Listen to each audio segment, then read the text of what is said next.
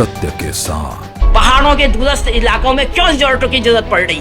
हमारी माँ बेटियों का किस तरीके से आप इस्तेमाल करने की सोच रहे हैं इस उत्तराखंड के अंदर? उसने अपनी जान को भी उत्तराखंड के सम्मान के सामने कुछ नहीं समझा और अपनी जान गंवा दी। हमने राज्य इसलिए नहीं बनाया कि कल भी यहाँ की महिलाओं की अस्मिता के साथ कोई खिलवाड़ होगा। जनता लगातार मांग कर रही है, आप क्यों नहीं वीआईपी को सामने ला रहे हैं? उत्तराखंड की F3 जो फाइल खुलेगी जिसे दबाने के लिए राष्ट्रीय सुरक्षा सलाहकार को तक लगाया जा रहा है। हम अंतिम दम तक, जब तक वीआईपी का पता नहीं होगा, हम उत्तराखंड की सड़कों पे ही दिखाई देंगे आप लोगों को। हम किसी के सामने हाथ जोड़ के बंद करो करने वाले लोग नहीं।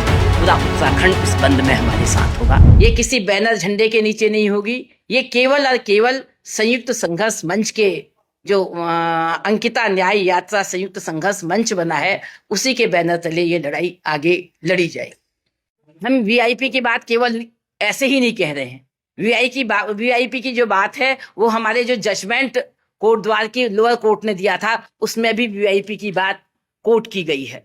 उसके साथ साथ मैं ये लाई हूं जो ये फैक्ट फाइंडिंग रिपोर्ट महिला संगठनों के द्वारा और महिला मंच ने इसको प्रकाशित किया था।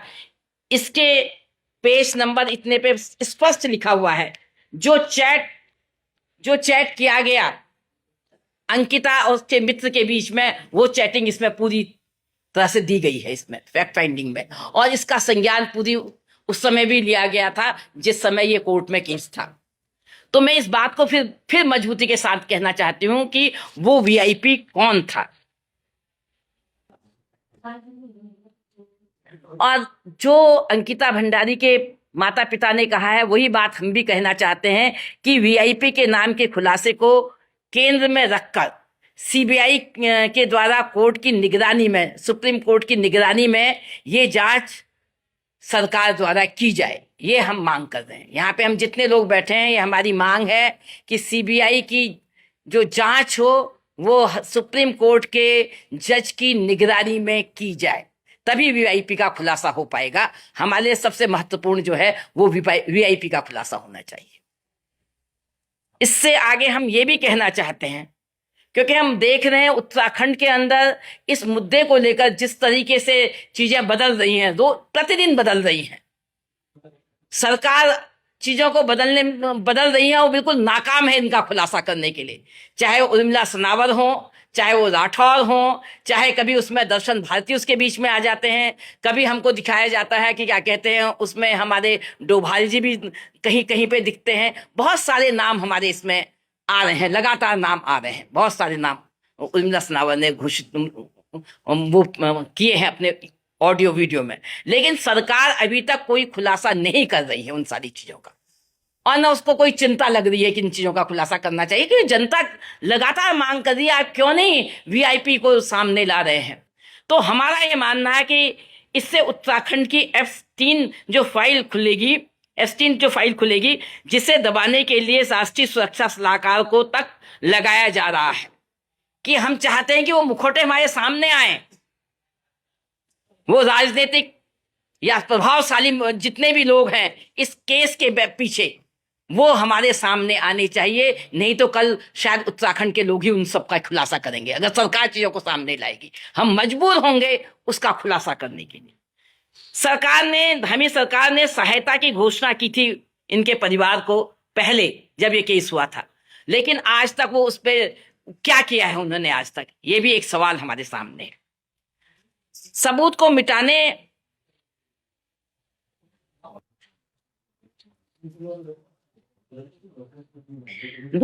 दूसरी बहुत महत्वपूर्ण जो पॉइंट लगातार हमने वीआईपी के अलावा जो हमने बात करी थी, वो हमने कहा था वंतरा के जो साक्ष्य मिटाने की कोशिश की गई, जो वहां पे बुलडोजर चलाने की कोशिश की गई, और ये बात उनके फैसले की पूरी जो रिकॉर्डिंग है उसमें भी ये सारी बातें आई हैं। गवाहों ने इस बात को रखा है वहां पे। तो मेरा कहना है कि वो साक्ष्य मिटाने वाले लोग कौन थे, उसका ऑर्डर देने वाले कौन लोग थे, उसका खुलासा ये सरकार करे। ये बहुत बड़ी चीज है। हम सीबीआई की भी जांच अगर सरकार कर देती है, उसके बाद भी हम यही बात कहेंगे कि उन बुलडोजर चलाने वाले लोग कौन थे, उसका आदेश देने वाले कौन थे, और वो कौन लोग थे जिन्होंने इसके साक्ष्य मिटाने का काम किया है। और एक जो महत्वपूर्ण बात मैं अंत में कहने चाहती हूं वो ये है कि एक ही दिन में अजीत डोभाल, सीएम के पूर्व सलाहकार, और अन्य कई लोग जिस तरीके से हमें वीडियो में दिखाई दे रहे हैं लोगों से चर्चा करने के लिए, तो कहीं ना कहीं ये सारे लोग भी शक के दायरे में रहे हैं। आज तक तो कहीं नहीं थे ये लोग, अब क्यों दिखाई दे रहे हैं? ये कोई दर्शन भारती के साथ दिखाई दे रहा है, कोई अलग से जिनके नाम हमें सोशल मीडिया से आ रहे हैं। तो हम, क्योंकि एक संगठन है, मैं अपनी बात को भी ये भी कहना चाहती हूँ, यहाँ की तमाम महिला संगठन, तमाम युवा संगठन ये प्रश्न पूछना चाहते हैं कि नए नए लोग उभर के क्यों आ रहे हैं। अगर आ रहे हैं, हमें दिखाई दे रहे हैं कहीं पे सोशल मीडिया से या किसी अन्य माध्यम से, तो हम सरकार से मांग करते हैं कि इनकी भी पूरी जांच होनी चाहिए। ये कौन लोग हैं, कहाँ से आए ये? अगर सोशल मीडिया में भी आए तो कोई ना कोई उनके पीछे, कोई ना कोई उनके पास तथ्य होंगे, तभी वो सोशल मीडिया में भी इस तरह की बातें आ रही हैं। और अंत में मैं फिर यही कहूंगी कि हमारी मांग है, वीआईपी कौन है, और जांच वीआईपी हमारे सामने आना चाहिए, क्योंकि हम बहुत आहत लोग हैं।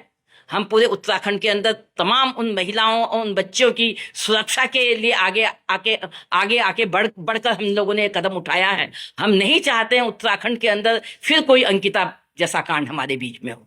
हम जिस तरह की राजनीति है, जिस तरह का कल्चर हमारी भाजपा सरकार यहाँ पे लाई है उत्तराखंड के अंदर, मैं कहती हूँ, चाहे वो ड्रग्स का कल्चर हो, चाहे वो नशे का कल्चर हो, चाहे वो रिजॉर्ट का कल्चर हो। पहाड़ों के दूरस्थ इलाकों में क्यों रिजॉर्टों की जरूरत पड़ रही है? हमारी माँ बेटियों का किस तरीके से आप इस्तेमाल करने की सोच रहे हैं इस उत्तराखंड के अंदर? ये हमारे लिए बहुत बड़ा प्रश्न है। हमारे सामने उत्तराखंड के विकास का प्रश्न सबसे बड़ा है, क्योंकि हम वो लोग हैं जिन्होंने इस उत्तराखंड राज्य को अपनी अस्मिता को दांव पे लगा के बनाया है। महिलाओं ने अपनी कीमत चुकाई है इस राज्य को बनाने के लिए। हमने राज्य इसलिए नहीं बनाया कि कल भी यहाँ की महिलाओं की अस्मिता के साथ कोई खिलवाड़ होगा। आज जिस तरह से अंकिता बहन हमारे बीच में नहीं है, पता नहीं मैं उस महिला के और उसके माँ बाप का इतना सम्मान करती हूं जिनकी बिटिया ने जान देकर अपने सम्मान को बचाया। उसने अपनी जान को भी उत्तराखंड के सम्मान के सामने कुछ नहीं समझा और अपनी जान गंवा दी, जान देने के लिए तैयार हुई। ऐसे के लिए आज पूरा उत्तराखंड का पूरा युवा खड़ा है, पूरा समाज खड़ा है, और हम उसके साथ खड़े हैं। हम अंतिम दम तक, जब तक वीआईपी का पता नहीं होगा, हम उत्तराखंड की सड़कों पे ही दिखाई देंगे आप लोगों को, ये मैं कहना चाहती हूँ।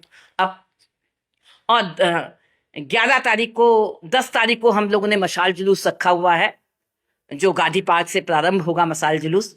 और हम सभी से आह्वान करना चाहते हैं, तमाम लोगों से आह्वान करना चाहते हैं कि 10 तारीख के इस मशाल जुलूस में, जो कि 11 तारीख के बंद के लिए किया जाएगा, अधिक से अधिक संख्या में इसमें शामिल हों। मगर मैं एक बात और कहना चाहती हूँ, हमने बंद का ऐलान इसलिए किया कि ये हमारी भावना थी। हमने 4 तारीख की भी रैली इसीलिए की कि हम चाहते थे सरकार पे दबाव बने। आज भी हम अगर बंद कर रहे हैं तो हम अंकिता के लिए कर रहे हैं, उसको न्याय दिलाने के लिए कर रहे हैं, इस उत्तराखंड की तस्वीर बदलने के लिए कर रहे हैं कि इस तरह की दुर्घटनाएं दोबारा ना हो इसमें। इसलिए हमने बंद करने का ऐलान किया है। और तमाम लोग जो, चाहे वो बाजार से जुड़े हैं, चाहे वो अधिवक्ता हैं, चाहे फौजी है, चाहे नौजवान है, चाहे बच्चे हैं या लड़कियां हैं, औरतें हैं, बहनें हैं, हम सबका आह्वान कर रहे हैं आज यहाँ से मीडिया के माध्यम से कि आप 11 तारीख को सभी स्वतः बंद करें। हम इसके लिए किसी तरह का आडंबर करने वाले नहीं है। कोई जोर जबरदस्ती कहीं पे नहीं होगी, ना बाजार में होगी ना कहीं होगी।